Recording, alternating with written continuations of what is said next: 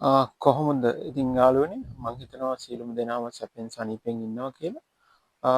මම මගේ පළමු වීඩියෝ එක මම ගේන්න බලාපොරොත්තු වෙන්නේ නිව්සීලන්තේ ඉඳලා. මං ඉස්සරහට ගොඩක් වීඩියෝස් ගේන්න බලාපොරොත්තු වෙනවා මගේ ට්‍රැවලින් වීඩියෝස්. ඒ වගේම මේ රටේ අලුත්ම තත්ත්වය ගැන. ඇත්තටම මගේ channel එක තමයි සිලෝන් කිවි ජර්නි. ඇත්තටම මම ඉන්නේ ඉන්නෝකාගිල් කියලා සිටි එකක. ඇත්තටම ඉන්නෝකාගිල් ගැන කිව්වොත් ඉන්නෝකාගිල් කියන්නේ නිව්සීලන්ත වල සවුත් අයිලන්ඩ් එකේ හෙජ්ජගේම තියෙන සිටි එකක්. මම හිතන්නේ ඔයගොල්ලන්ට ගොඩක් ඉන්නෝකාගිල් ගැන විස්තර හම්බ වෙන්නේ නැහැ. ඔක්ලන්ඩ් අනිත් ටවුන් ගැන ගොඩක් කට්ටිය වීඩියෝ කරනවා. ඉතින් මම ඒකමයි බැලුවේ ඉන්නෝකාගිල් ගැන විස්තර ටිකක් අරන් එන්න. ඉන්නෝකාගිල් ගැන කිව්වොත් එහෙම ඉන්නෝකාගිල් කම්පෙයාර් කළොත් ඔක්ලන්ඩ් ඇවිල්ලා කොළඹ නම් ඇත්තටම ඉන්නෝකාගිල් කියන්නේ නිකන් හම්බන්තොට වගේ ලංකාවට.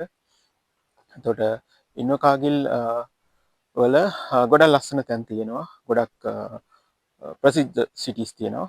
අපි කිව්වොත් එහෙම ක්වීන්ස්ටවුන් තියෙනවා, ඩනේඩියන් තියෙනවා. ඒ වගේම ටිකක් ඈතින් තියෙනවා ක්‍රයිස්ට් චර්ච්. එතකොට සවුත් අයිලන්ඩ් එකේ බැලුවොත් එහෙම ඉන්ටර්නැෂනල් එයාපෝර්ට් තියෙන්නේ ක්‍රයිස්ට් චර්ච් විතරයි. අනිත් ඔක්කොම ඩොමස්ටික් ෆ්ලයිට්ස් යන එයාපෝර්ට් තමයි තියෙන්නේ. එතකොට මම ඉන්නෝකාගිල් ආවේ ගිය අවුරුද්දේ අගහරියේ. කියන්නේ සමර් එක ලබනකොට වගේ ආවේ. දැන් නම් මාස 6ක් විතර වෙනවා. දැන් මේ සමර් එකේ අන්තිම හරිය යන්නේ. දැන් ෆෝල් එක තියෙන්නේ මේ සමර් එකේ අන්තිම කාලේ. තාම හොඳට ඉර එළිය තියෙනවා. ගොඩක් සීතල නෑ. සාමාන්‍ය රැට නම් ගොඩක් සීතල වෙනවා.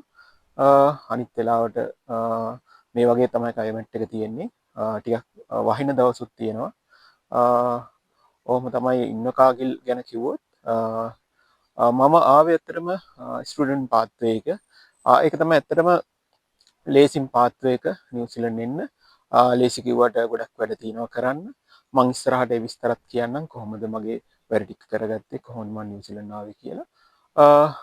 එතකොට සල්ලි ගොඩක් ඕනේ. සල්ලි පෙන්වන්න තියෙනවා. ගොඩක් ලොකු ප්‍රොසෙස් එකක්. ගොඩක් කමිට්මන්ට් තියෙනවා. ඒක ගොඩක් මහන්සි වෙන්න ඕනේ. හැබැයි වලන් කැපීම් තියෙනවා නම් ඒක ඇචීව් කරන්න පුළුවන්. එහෙම ඊළඟට මං ස්ටඩී කරන යුනිවර්සිටි එක තමයි මෙහි ඉන්නෝකාගිල් වල තියෙන ඉන්ස්ටිටියුට් එක SIT Southern Institute of Technology. මම ආවේ ඇප්ලයිඩ් මැනේජ්මන්ට් කරන්න. මගේ කෝස් එක ගැන කිව්වොත් ගොඩක් ඇත්තටම ප්‍රැක්ටිකල් අප්ලයන්ස් තියෙනවා, මාකටිං, ඉන්ටර්නැෂනල් මැනේජ්මන්ට්, ඊට පස්සේ සස්ටේනබිලිටි වගේ සබ්ජෙක්ට් තමයි මගේ තිබුණේ. ඒ සමහර සෙමෙස්ටර් වලට ඒක වෙනස් වෙනවා. සබ්ජෙක්ට් ගත්තොත් සමහර අයගේ ඇප්ලයිඩ් මැනේජ්මන්ට් සබ්ජෙක්ට් තිබුණා මේ අපේ අලුත් බැච් එකේ. තව කට්ටියට ප්‍රොජෙක්ට් මැනේජ්මන්ට් තියෙනවා. ඒ වගේ ටිකක් වෙනස් වෙනවා. එක එක අවුරුද්දට ලෙක්චර්ස්ලාගේ අවైලබිලිටි එක අනුව.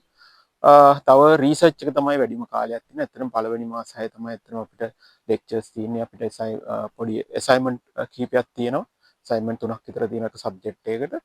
ටයිට් ෂෙඩියුල් එකක් තියෙනවා. ගොඩක් මහන්සි වෙන්නත් ඕනේ. ඊට අමතරව අන්තිම මාස 6 ගොඩක් වෙලාවට තියෙන්නේ රිසර්ච් එක තමයි. අපි තාම රිසර්ච් එක පටන් ගත්තේ නැහැ. ගොඩක් මහන්සි වෙන්න ඕනේ. එහෙම තමයි ස්ටඩීස් ගැන කිව්වොත්. යුනිවර්සිටි නැත්නම් අපේ ඉන්ස්ටිටියුට් එක ගැන කිව්වොත් ඉන්ස්ටිටියුට් එක ඉන්නෝකාගිල් සිටි එකේම තමයි තියෙන්නේ. මාර සපෝටිව්. ඒ කියන්නේ අපි මොකෝ රටකින් තව රටකට එන්නේ අතර වැඳුම් බෑකේ විතරයි අරන් ඉන්නේ. මෙහි අඳුරන කට්ටිය හිටියොත් එහෙමයි නැත්නම් එහෙමයි. ඒතර මම එනකොට කවුරුත් හිටියේ නෑ. මම මේ ඇවිල්ලා ආපු ගාම ඔක්කොම ඇකොමඩේෂන් එයාපෝට් පිකප් එක ඔක්කොම යුනිවර්සිටි එකෙන් අරේන්ජ් කරලා දුන්නා. මාරම හොඳයි. ඒ වගේම ස්ටුඩන්ට් ඇපාර්ට්මන්ට් එහෙමත් හොඳටම ක්වොලිටියටම තියෙනවා. කොස්ට් එකත් ගොඩක් අඩුයි. ඒක මාර අෆෝඩබල්. මම දන්නේ අනිත් යුනිවර්සිටිස් එහෙමද කියලා මම විස්තර හොයලා කියන්නම්. හැබැයි ඉතින් ඉන්නෝකාගිල් යනකොට කට්ටියගේ තියෙනවා අයිඩියා එකක් මෙහි ආම ජොබ් හොයාගන්න බැරි වෙයි. ගොඩක් තනි වෙලා ඉන්න වෙයි. ගොඩක් සීතල වෙයි. මගේ මේ මාස 6 එක්ස්පීරියන්ස් එක හැටියට මම නම් හිම ප්‍රශ්නයක් වුණේ නැහැ. හැබැයි ඉතින් ඔයගොල්ලෝ ආවට පස්සේ තැනකට අස්ගැහිලා ඉඳලා හරියන්නේ නැහැ. ඇත්තටම කමියුනිටි එකක් බිල්ඩ් කරගන්න ඕනේ. යාළුවෝ හදාගන්න ඕනේ. එහෙම තමයි ඇත්තටම මෙහි ජොබ් හොයාගන්න වෙන්නේ. කොහේ ගියත් නිව්සීලන්ත වල. මොකෝ අලුත්ම රටක් කවුරුත් දන්න කියන අඳුරකම් නැතුව අමාරුයි හොයාගන්න. මොකෝ අපි මෙහි ආවා කියලා අපිට විශේෂ සැලකිල්ලක් නැහැ. අපි කවුරුත් එකයි. හින්දා ගොඩක් කමියුනිටි බිල්ඩ් කරගන්න ඕනේ. ඔයගොල්ලෝ ආවට පස්සේ කියන්නේ යාළුවෝ හදාගන්න ඕනේ. එහෙම රෙෆරන්ස් වලින් තමයි ජොබ් එකක් වුණත් හොයාගන්න පුළුවන්. අපි නිකන් CV සබ්මිට් කළා කියලා එහෙම ජොබ් හොයාගන්න අමාරුයි. එහෙම තමයි ස්ටඩී ගැන කිව්වොත් එහෙම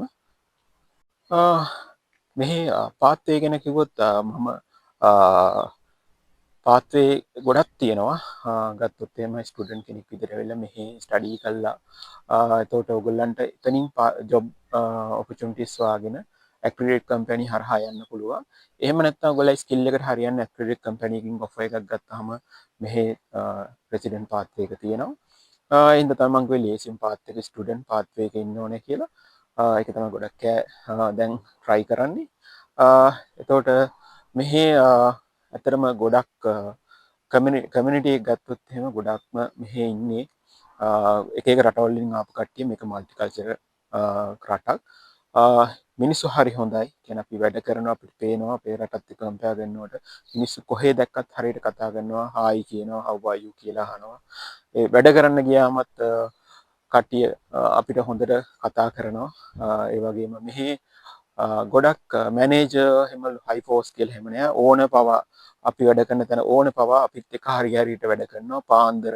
රෑ එහෙම කියලා වෙනසක් නෑ අපි ඔක්කොම එකයි හැබැයි ගොඩක් මහන්සි වෙන්න ඕනේ මෙහි ගොඩක් මොනිටර් කරනවා කොහොමද කියන්නේ පැය හවලි රේට් එකක් තියෙන්නේ ඒතකොට මේ රටේ හදලා තියෙන සිස්ටම් එක ඒකයි මිනිමම් වේජ් එකක් කියලා තියෙනවා ඒක තමයි කියන්නේ එහෙම කට්ටියට ඕන විදිහට පේමන්ට් කරන්න බෑ ඒකෙන් ස්කිල් ලෙවල් එකට හරියට තමයි පේමන්ට් කරන්නේ ඒක හොඳ දෙයක් මේ රටේ මම දකින එහෙම අර ඩිස්ක්‍රිමිනේෂන් එකක් නෑ ඒ ලෙවල් එකට සැලරි ගෙවනවා ඔයා මොන පාටද මොන රටද අදාළම නෑ මේ රටේ එහෙම මිනිස්සුන්ට පාට ભેද වර්ණ ભેද ආගම් ભેද එහෙම ප්‍රශ්නයක් නෑ ගොඩක් බහුතරය ඉන්නේ කැතලික් කට්ටිය තමයි ඒ වුණා කියලා හැම වෙනසක් නෑ අපි මෙහි බැලුවොත් රටවල් වලින් ආපු කට්ටිය විදිහට බැලුවොත් එහෙම මෙහි ගොඩක්ම ඉන්නේ රටේ චයිනීස් කට්ටිය.